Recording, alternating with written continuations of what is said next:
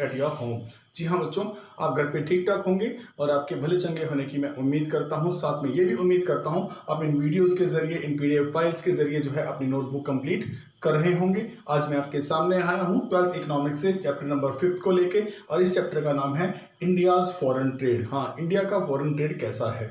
आज इसमें हम पढ़ेंगे एक महत्वपूर्ण टॉपिक, एक सिग्निफिकेंट टॉपिक, एक इंपॉर्टेंट टॉपिक। इसका नाम है इंटरनेशनल ट्रेड। जी हाँ, इंटरनेशनल ट्रेड के बारे में पढ़ने वाले हैं। इसी को अन्य शब्दों में हम कह सकते हैं फॉरेन ट्रेड। जी हाँ, India's foreign trade. International trade होता क्या है बच्चों, आपको मैं आसान लैंग्वेज में समझाता हूं। किसी भी एक कंट्री का डोमेस्टिक प्रोडक्शन उसके डोमेस्टिक कंजप्शन से कई बार ज्यादा होता है। जी हाँ, किसी भी एक कंट्री का डोमेस्टिक प्रोडक्शन, जी हाँ घरेलू प्रोडक्शन, उसके घरेलू कंजप्शन से कहीं ज्यादा होता है। ऐसी दिशा में उस कंट्री के पास सरप्लस आउटपुट होता है। एक एग्जांपल से समझाता हूं। सपोज कीजिए भारत में ही, सपोज कर लीजिए कि भारत में ही जो डोमेस्टिक प्रोडक्शन है कपड़े का वो 1000 मैट्रिक टन है। जी हाँ, 1000 मैट्रिक टन भारत में कपड़े का प्रोडक्शन है, और भारत में जो कपड़े का कंजप्शन है वो है 700 मैट्रिक टन। जी हाँ, तो 1000 डोमेस्टिक 1000 मैट्रिक टन तो इसका प्रोडक्शन हो गया।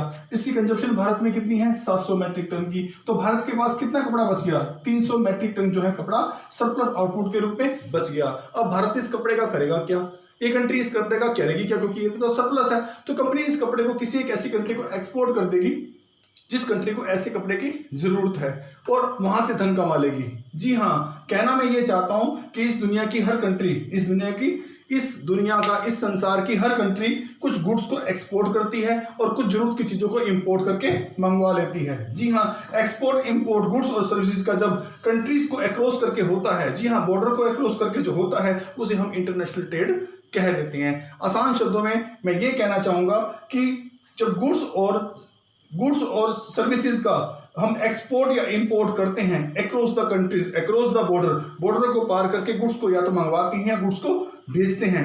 जी हाँ, तो हमारा इंटरनेशनल ट्रेड होता है। ये इंटरनेशनल ट्रेड जो है स्पेशलाइजेशन के ऊपर टिका हुआ होता है। मैं समझाता हूँ स्टूडेंट्स। इंटरनेशनल ट्रेड को समझने के लिए हम चाइना का एग्जांपल लेते हैं।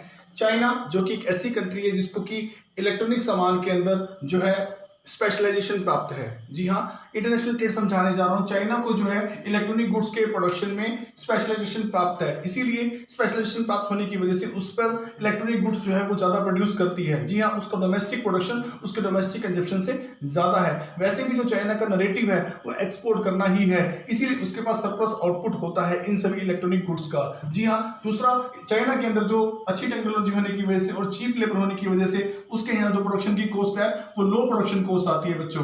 तो इसीलिए चाइना के पास प्रोडक्शन भी क्या है, सरप्लस है, कॉस्ट भी उसके पास क्या है, लो आती है। अब कंपैरेटिव करते हैं कि चाइना के पास तो ये चीजें हैं, इसलिए चाइना के पास सरप्लस है, वो चाइना क्या करेगा, इन गुड्स को एक्सपोर्ट करना चाहेगा। अब इंडिया के हालात देखते हैं। इंडिया के पास स्पेशलाइजेशन इलेक्ट्रॉनिक गुड्स के सामान का नहीं है। स्पेशली मैं अगर बात करूं मोबाइल्स वगैरह की, जी हाँ, तो उसके पास इन चीजों का स्पेशलाइजेशन नहीं है। अगर वो प्रोडक्शन कुछ करता भी है तो उसका प्रोडक्शन जो है वो थोड़ा है। जी हाँ, टेक्नोलॉजी इंडिया के पास कम है, इसीलिए प्रोडक्शन एक्सपेंसिव पड़ता है। इस प्रोडक्शन की कॉस्ट जो है वो हाई कॉस्ट ऑफ प्रोडक्शन चली जाती है।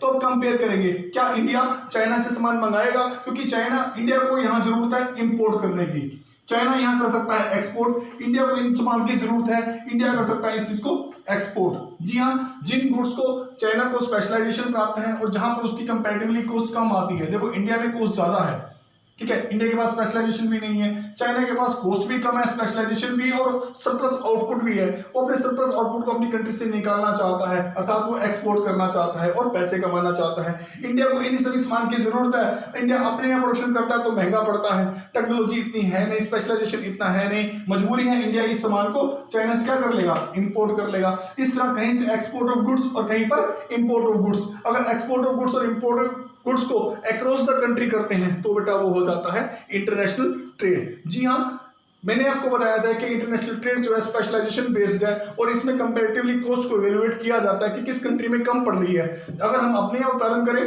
कॉस्ट ज्यादा आती है, अगर दूसरे के यहाँ उत्पादन में वो कॉस्ट कम आ रही है तो हम उस कंट्री से इंपोर्ट कर लेते हैं। बच्चों, ये आज कंसेप्ट था इंटरनेशनल ट्रेड का।